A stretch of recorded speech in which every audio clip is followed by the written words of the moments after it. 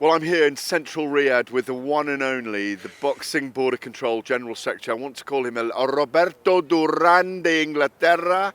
Yeah, he is. He's getting more and more like Roberto Duran. Robert Smith, how does it feel to be looking more like a middle-aged Roberto Duran as you get older? Well, I wish I could fought as a third of as good as he was. So it's very nice of you to say so, but I don't think I look like him at all. But You fought some of our boxing legends. You fought Lloyd Honeyghan. I got in the ring with him. You got in the ring with him. Come on, what happened? My shoulder popped out, but it was a good fight. I give him a good fight, but he was just too good. Look, it's very unusual for us literally to have a Christmas card in a boxing event this time of year. 10 of the top 15 world-ranked heavyweights on this card, from Deontay Wilder, Antony Joshua, downwards if you like. Is this an extraordinary happening right now? I think it's a remarkable achievement, and everybody working together. He's been asking for that for a long time. Frank and Eddie are obviously dealing with the show. Well, obviously Frank is the promoter of the show, as far as we're concerned, but obviously Eddie's put an input in with regard to Antony boxing here. So I think it's really good, and I hope we can do it again. The investment from the Saudi Arabians, from the GEA, the General Entertainment Authority, through the Riyadh season, with boxing being chosen as one of the sports that gives drama, brings thrills, how good is that for boxing? And has it solved a heavyweight conundrum that we had in the division for now? I think it's going to help. I think it's good. People are criticising, coming over here, but I don't see a problem with it. We used to have all the big fights in Nevada and Las Vegas, and then, and to be fair, Great Britain have had a very good run over the last few years, so we mustn't get greedy, and now it's time for somebody else. And it all goes in circles, you know what it's like, and I think it's a remarkable achievement what they've done, and it's a fantastic show. If you look on paper, all the fights taking place, there could be a couple of upsets, and hopefully we'll be back again.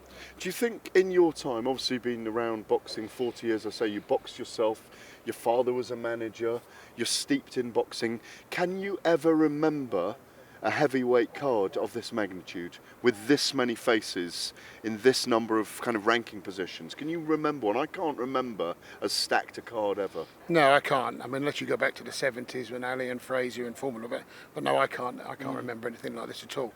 So, as I say, should be a good night. It also proves that if the timing and the money's right, the egos disappear, because they got this card together in 3 weeks, Robert. I think the money helps. Of course it does. It's professional boxing for a reason. Absolutely right. It's a sport, but it's a business as well, and people forget that sometimes. It's initially a sport, but it becomes a business. And obviously, boxers have a very short career. Yeah. And you've got to make as much money as you possibly can. This is the lucky few. The vast majority of boxers don't make anything like this. So this is really the lucky few. But it's a tough, dangerous sport, and that's, I have no issue with regard to what's happening now. Obviously, the Boxing Border Controller over here, you're here for a reason. You're not on a Christmas holiday, no. Even though I understand you're having a Christmas holiday afterwards. Yeah. Boxing is making its way to the Middle East. Boxing Border Control have been instrumental in helping be a commission, an ad hoc commission here for the Saudi Arabian government. Yeah. Tell us about the formation of that and how that's come together. We were requested by the Ministry of Sport here to come over and to run the show on their behalf. They don't have a commission as such. We did it, if you remember, when Antony fought Ruiz the first time. We didn't do it the second time. We didn't do it the second time, but the government have asked us to come back. Our doctors are here. We're training doctors. They're training the local doctors, etc. We've brought inspectors. A lot of our referees are here, and hopefully in the future we can help them establish a commission of their own. So, ostensibly, you will come and help them until they have personnel, the trained staff, the medical assistants, everything that's needed, the testing, all of those things that's needed to go into an event of this magnitude, or every event, I suppose. If it carries on as has been discussed, yes, and at some point we'll be able to hand over. I think we're quite well respected in the world, and that's why they've asked us to do it. And it's more of an educational thing for the locals, but it takes time. It's not a boxing area. It's quite obviously not a boxing area. So we've got a lot of work to do, but I'm sure we can get there. It's the last big card of the year. we might have said 6-7 months ago it wasn't the best year in boxing, but assess for us, given, I mean, we've had an extraordinary November and December, assess for us how you see the year. Well, I think 287 shows or something like that in Great Britain is quite successful. Don't forget, we're only talking about, you're only really talking about the big shows. But of course, there's small hall shows, town hall shows, leisure centre shows throughout the year. We had one on Wednesday, Errol Johnson did on the last show in Great Britain on Wednesday. So boxing is doing very well with regard to the number of shows. Obviously, when you get television and radio involved, you're just looking at the big boys. But I think on the whole, the year has been successful. We've had some very good results. And I was talking to Sonny Edwards earlier. I mean, what a great, who's here? What a great performance he put up. He just happened to meet somebody who was better than him. This is what happens. And he's got a damaged eye. And he got a damaged eye. His double vision. He wants to fight him again. His whole plan went out the window within 2 rounds, and that's very difficult to overcome. But what a performance he put up! A world-class performance against a world-class operator. And we've had world-class operators throughout the year. Hasn't made, I ultimately think it's been a successful year, and hopefully, I'm fairly sure next year will be better.